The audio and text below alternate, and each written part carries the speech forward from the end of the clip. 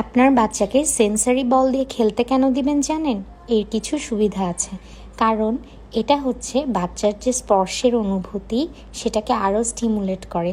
বাচ্চারা বলটাকে স্কুইজ করে, রোল করে, বল ছুঁড়ে ক্যাচ ধরে, এগুলার মাধ্যমে কিন্তু বাচ্চার ফাইন মোটর ডেভেলপমেন্ট হয়। আর বল স্কুইজ করা, হাত দিয়ে চাপার মাধ্যমে কিন্তু স্ট্রেস রিলিফ হয়।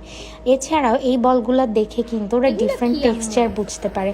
ওদের হাত ও চোখের পেশির সমন্বয় সাধন হয়।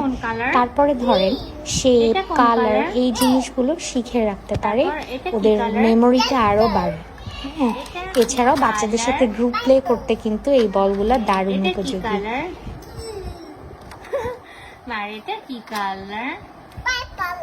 ওকে, কোনটা লাইট পার্পল, কোনটা ডার্ক পার্পল? এটা কি?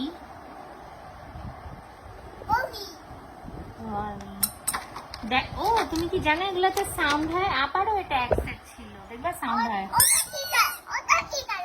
ব্লু কালার, এটাতে সাউন্ড হয়।